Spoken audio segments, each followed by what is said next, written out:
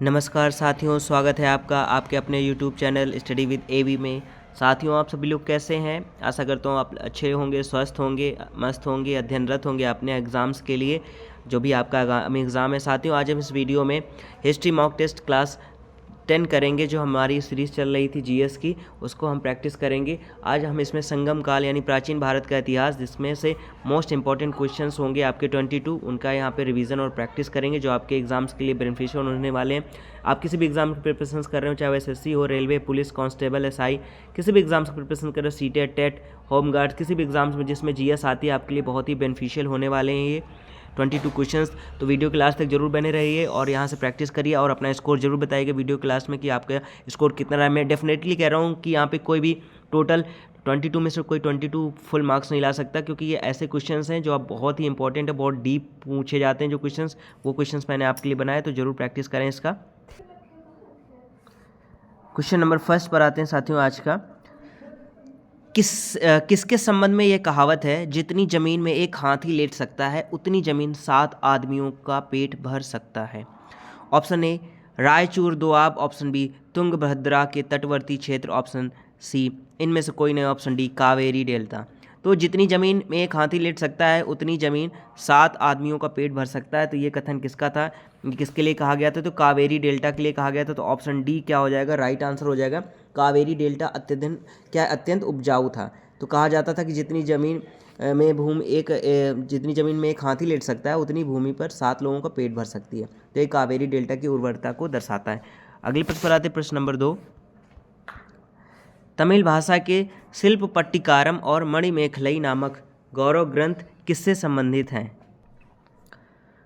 Option A Hindu धर्म, option B Jain धर्म, option C ईसाई धर्म, ऑप्शन डी बौद्ध धर्म। तो तमिल भाषा के शिल्पट्टिकारम और मणिमेखलई नामक गौरव ग्रंथ किससे संबंधित हैं? तो वो संबंधित है साथियों बौद्ध धर्म से। तो ऑप्शन डी इसका क्या हो जाएगा, राइट आंसर हो जाएगा। शिल्पट्टिकारम और मणिमेखलई तमिल महाकाव्य हैं, ये याद रखिएगा, ये किसी के नाम नहीं है, ये तमिल महाकाव्य है। मणिमेखलई विशेष रूप से बौद्ध विचारधारा पर आधारित है। Next question 3। तिरुवल्लुवर की रचना कुरल या मुप्पाल को कहा जाता है? ऑप्शन ए तमिल भूमि का महान व्याकरण ग्रंथ, ऑप्शन बी इनमें से कोई नहीं, ऑप्शन सी तमिल भूमि का बाइबिल, ऑप्शन डी तमिल भूमि का महान नाट्य ग्रंथ। तो तिरुवल्लुवर की रचना कुरल या मुप्पाल को कहा जाता है। तो क्या कहा जाता है? तो तमिल भूमि का बाइबिल कहते हैं इसे। ऑप्शन सी राइट आंसर हो जाएगा। जो तिरुवल्लुवर की रचना कुरल या मुप्पाल को तमिल समाज का नैतिक ग्रंथ भी माना जाता है, इसलिए इसे तमिलों का बाइबिल भी कहा जाता है। तो ऑप्शन सी इसका राइट आंसर हो जाएगा। Question number 4। किसने उल्लेख किया है कि नंदों ने अपना कोस गंगा की धारा में छिपा रखा था? Option A Nakkirar, option B Mamulanar, option C Tolkappiyar और ऑप्शन डी तिरुवल्लुवर। तो किसने उल्लेख किया है कि नंदों ने अपना कोस गंगा की धारा में छिपा रखा था? तो ऑप्शन बी इसका क्या हो जाएगा, राइट आंसर हो जाएगा, मामूलनार। मामूलनार यानी संगम कवि मामूलनार ने उल्लेख किया कि नंदों ने अपना विशाल खजाना कहाँ पे, गंगा में छिपा रखा है। तो क्वेश्चन नंबर 5। किस संगम युगीन राज्य के संरक्षण में 3 संगमों का आयोजन किया गया? Option A Chola, option B Pandya, option C Pallava और ऑप्शन डी चेर। तो किस संगम युगीन राज्य के संरक्षण में 3 संगमों का आयोजन किया गया? तो वो था पांड्य साम्राज्य के। तो ऑप्शन बी राइट आंसर हो जाएगा, पांड्य। यानी तीनों संगम तमिल साहित्य सम्मेलन पांड्य राजाओं के संरक्षण में ही हुए थे। तो ऑप्शन बी इसका राइट आंसर हो जाएगा। Next question 6। प्लिनी के ग्रंथ व एवं अज्ञात नाम लेखक के ग्रंथ पेरिप्लस के अनुसार मोती के सीप पांड्य देश के किस क्षेत्र से निकलते थे? ऑप्शन ए कोलचे, option B Kapatapuram, option C इनमें से कोई नहीं और ऑप्शन डी मदुरई। तो प्लिनी के ग्रंथ एवं अज्ञात नाम लेखक के ग्रंथ पेरिप्लस के अनुसार मोती के सीप पांड्य देश के किस क्षेत्र से निकलते थे? तो वो निकलते थे कोलचे से।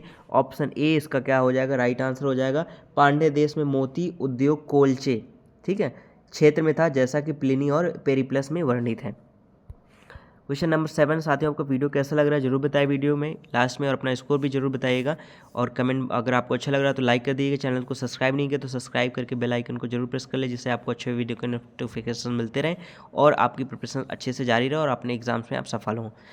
आते हैं आज की क्वेश्चन नंबर 7 पे। तमिल काव्य का इलियड कहा जाता है? Option A Silappatikaram, option B Tolkappiyam, option C Manimekalai और ऑप्शन डी कुरल। तो तमिल काव्य का इलियड कहा जाता है तो वो कहते हैं शिलपट्टिकारम को। ऑप्शन ए इसका क्या हो जाएगा, राइट आंसर हो जाएगा। शिलपट्टिकारम को इसकी वीरता व कथा शैली के कारण तमिल काव्य का इलियड कहा जाता है। Next question, question number 8। Strabo के अनुसार संगम युग के किस वंश के शासक ने रोमन सम्राट के दरबार में 20 ईसा पूर्व के लगभग अपना एक दूत भेजा? ऑप्शन ए चोल नरेश ने, ऑप्शन बी चेर नरेश ने, ऑप्शन सी पांड्य नरेश ने और ऑप्शन डी इनमें से कोई नहीं। तो स्ट्रैबो के अनुसार संगम युग के किस वंश के शासक ने रोमन सम्राट के दरबार में 20 ईसा पूर्व के लगभग अपना एक दूत भेजा? तो वो पांड्य नरेश थे। तो ऑप्शन सी क्या हो जाएगा, राइट आंसर हो पांड्य नरेश ने। यानी ग्रीक लेखक स्ट्रैबो के अनुसार पांड्य राजा ने रोमन सम्राट अगस्टस को दूत भेजा था। अगस्टस, ये भी याद रखिएगा कौन से रोमन सम्राट थे, तो अगस्टस थे। Question number 9। लाल चेर के नाम से प्रसिद्ध वह चेर शासक था जिसने करुणी यानी पत्नी के मंदिर का निर्माण कराया था? Option A Karikala, option B Nedun Cheral Adan, option C Ellora और ऑप्शन डी सेनुगुट्टन। तो लाल चेर के नाम से प्रसिद्ध हुआ चेर शासक कौन था जिसने करुणी के मंदिर का निर्माण कराया था? तो वो है option B Nedun Cheral Adan. Option B is the right answer हो जाएगा। नेदुन जेरल आदन को लाल चेर कहा जाता था। उसने अपनी पत्नी के सम्मान में मंदिर बनवाया था। Question number 10। तमिल काव्य का ओडिसी कहा जाता है? Option A Manimekalai, option B Silappatikaram, option C Kural और ऑप्शन डी तोलकाप्पियम। तो तमिल काव्य का ओडिसी कहा जाता है तो किसे कहा जाता है? तो वो कहते हैं मणिमेखलाई को। Option A is the right answer हो जाएगा। मणिमेखलाई को तमिल काव्य का ओडिसी कहते हैं। Question number 11। निम्न में कौन संगम युगीन व्याकरण रचना सर्वाधिक महत्वपूर्ण मानी गई है? Option A Tolkappiyam, option B इनमें से कोई नहीं, ऑप्शन सी एतुतोगई, ऑप्शन डी पाटुपाट्टू। तो निम्न में से कौन संगम युगीन व्याकरण रचना सर्वाधिक महत्वपूर्ण मानी जाती है? तो वो मानी जाती है आपका ऑप्शन ए तोलकप्पियम को माना जाता है। Tolkappiyam, option A is the right answer हो जाएगा। तोलकप्पियम संगम युग का सबसे प्राचीन और सबसे महत्वपूर्ण तमिल व्याकरण ग्रंथ है, याद रखिएगा इसको।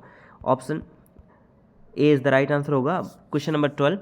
कपाटपुरम या अल में संपन्न द्वितीय संगम का एकमात्र शेष ग्रंथ कौन सा है? Option A Tolkappiyam, option B Pathuppattu, option C Pathinen किड़कुक्कू और ऑप्शन डी एतुतोगई। साथ ही थोड़ा साउथ इंडियन नेम है तो थोड़ा बोलने में कठिनाई होती है तो उसके लिए क्षमा चाहता हूँ। तो कपाटपुरम या अल में संपन्न द्वितीय संगम का एकमात्र शेष ग्रंथ कौन सा है? तो वो कौन सा है आपका? ऑप्शन ए ही सही होगा, राइट आंसर तोलकप्पियम होगा। तो इसको इस बहुत क्वेश्चंस बनते हैं तोलकप्पियम से, तो इसको बिल्कुल याद रख लीजिएगा। ऑप्शन ए इसका राइट आंसर हो जाएगा। द्वितीय संगम से केवल तोलकप्पियम ही सुरक्षित ग्रंथ है।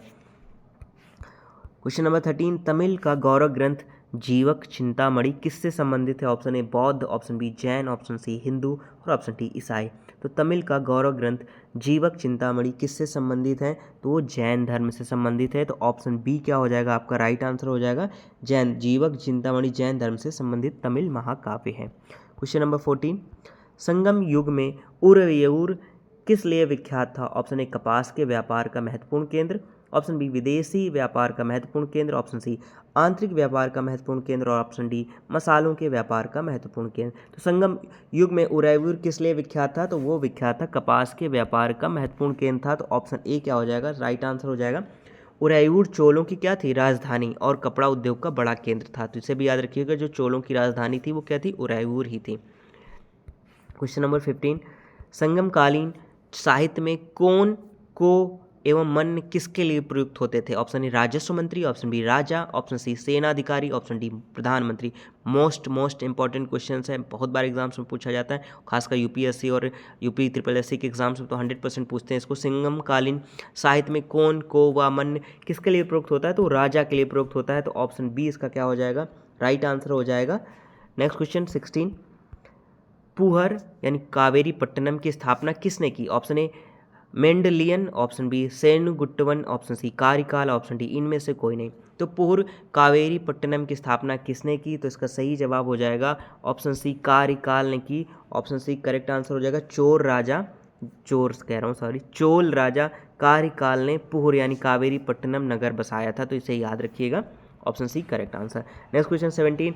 निम्नलिखित राजवंशों में किसका उल्लेख संगम साहित्य में नहीं हुआ है? Option A Chola, option B Pandya, option C Kadamba और ऑप्शन डी चेर। तो निम्नलिखित राजवंशों में किसका उल्लेख संगम साहित्य में नहीं हुआ? इंपॉर्टेंट क्वेश्चन है, तो ये कौन सा है?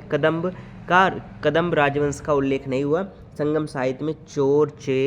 चोल, चेर और पांड्य का ही उल्लेख हुआ है, कदम्ब का नहीं हुआ। क्वेश्चन नंबर 18, गाय या अन्य वस्तुओं के लिए लड़ते लड़ते मरने वाले वीरों की स्मृति में खड़े किए जाने वाले वीर प्रस्तर को क्या कहा जाता था? ऑप्शन ए उल्गू, ऑप्शन बी कड़ुमई, ऑप्शन सी को और ऑप्शन डी वीरकल या नाडुकल। तो इसमें से आपको बताना है तो क्या कहते थे, यानी गाय या अन्य वस्तुओं के लिए लड़ते लड़ते मरने वाले वीरों की स्मृति में खड़े किए जाने वाले वीर प्रस्तर को क्या कहा जाता है? प्रस्तर मतलब साथियों पत्थर होता है, याद रखिएगा, यहाँ पे और कुछ मत समझिएगा। तो क्या होता है, तो वो उसको वीरकल या नाडुकल कहते हैं। Option D is the right answer हो जाएगा। वीर सैनिकों की स्मृति में पत्थर खड़े किए जाते थे और जिन्हें क्या कहते थे? वीरकल या नाडुकल कहते थे। क्वेश्चन नंबर 19, किस ऋषि के बारे में कहा जाता है कि उन्होंने दक्षिण भारत का आर्यीकरण किया, उन्हें आर्य बनाया? Option A Vishwamitra, option B Sambar, option C Agastya और ऑप्शन डी वशिष्ठ। तो किस ऋषि के बारे में कहा जाता है कि उन्होंने दक्षिण भारत का आर्यीकरण किया, उन्हें आर्य बनाया? तो वो है महर्षि अगस्त्य। ऑप्शन सी इसका क्या हो जाएगा? राइट आंसर हो जाएगा। ऋषि अगस्त्य ने दक्षिण भारत में वैदिक संस्कृति फैलाई। क्वेश्चन नंबर 20, धार्मिक कविताओं का संकलन कुरुल किस भाषा में है? Option A Tamil, option B Telugu, option C Greek, option D Pali. तो धार्मिक कविताओं का संकलन कुरुल किस भाषा में है? तो ये है आपका साथियों तमिल भाषा में है। तो ऑप्शन ए इसका क्या हो जाएगा? राइट आंसर हो जाएगा। कुरुल तमिल भाषा में रचित धार्मिक नैतिक ग्रंथ है। क्वेश्चन नंबर 21, प्राचीनतम तमिल देवता मुरुगन किस वैदिक देवता के सदृश हैं? Option A Brahma, option B Mahesh, option C Skanda Kartikeya, option D Vishnu. तो प्राचीनतम तमिल देवता मुरुगन किस वैदिक देवता के सदृश हैं? तो साथियों स्कंद देव या कार्तिकेय देव के सदृश हैं। ऑप्शन सी क्या हो जाएगा? राइट आंसर हो जाएगा। ठीक है, यानी तमिल जो देवता मुरुगन वैदिक देवता स्कंद कार्तिकेय जी से जुड़ा होता है। तो ये रहे क्वेश्चन 21 साथियों। एक क्वेश्चन आपका रिमेन बचा हुआ है, अपना स्कोर जरूर बताइएगा साथियों, कितना 22 में गेन किया। मुझे 100% श्योरिटी 22 में फुल मार्क्स कोई नहीं ला पाया होगा, लेकिन अपना स्कोर जरूर बताएं, क्योंकि ये बहुत ही टिपिकल मैंने क्वेश्चंस आपके लिए बहुत ही छाट के डीप हैं क्वेश्चंस, और एग्जाम्स में बहुत पूछे जाते हैं संगम काल से। 1-2 क्वेश्चंस तो 100% पूछते हैं हर एग्जाम्स में, तो जरूर इसकी प्रिपरेशंस कर लीजिए। 22 के क्वेश्चंस के बाहर आपका कुछ भी नहीं आएगा। मैंने इसलिए आपको एक्सप्लेनेशन भी आपको बता दिया है, उससे भी अगर क्वेश्चन सब बनते हैं तो वो भी आप कर लेंगे। तो आप किसी भी एग्जाम प्रिपरेशन कर रहे हैं तो 100% कर लेंगे। साथियों चैनल में और भी प्लेलिस्ट बनी हो, पीछे के वीडियो आप पीछे क्लास के देखना चाहते हैं तो आप देख सकते हैं। ऑल कम्पिटेटिव एग्जाम्स करके आप प्लेलिस्ट है चैनल में, वहाँ पे आप जा सकते हैं। अगर सीटेट की प्रिपरेशन कर रहे हैं तो सीटेट की अलग प्लेलिस्ट है, वहाँ को आप उसको विजिट कर सकते हैं। क्वेश्चन नंबर 22, तोलकप्पियम ग्रंथ संबंधित है? ऑप्शन ए प्रशासन से, ऑप्शन बी व्याकरण और काव्य से, और ऑप्शन सी विधि से, और ऑप्शन डी उपर्युक्त सभी से। तो तोलकप्पियम ग्रंथ संबंधित है, तो किससे संबंधित था साथियों? तो ये व्याकरण और काव्य से संबंधित था। तो ऑप्शन बी क्या हो जाएगा इसका राइट आंसर? तोलकप्पियम तमिल भाषा का व्याकरण और काव्य साथ दोनों ग्रंथ हैं, तो इसे याद रखिएगा, option B is the right answer हो जाएगा। तो ये रहे साथियों आज के आपके 22 मोस्ट इंपॉर्टेंट क्वेश्चन संगम काल के प्राचीन भारत इतिहास से। इनको जरूर एक से दो बार जरूर प्रैक्टिस कर लीजिए, क्योंकि थोड़ा टिपिकल नेम है तो 2-3 बार आपको प्रैक्टिस करना पड़ेगा। जो टिपिकल लगे आप क्वेश्चन नोट डाउन भी कर सकते हैं, जरूर कर लीजिएगा, आपको 100% क्वेश्चन यहाँ से देखने को मिलेंगे। तो साथियों आज के अभ्यास के लिए बहुत बहुत धन्यवाद। आप सभी लोग यहाँ पर 7 तक बने रहे।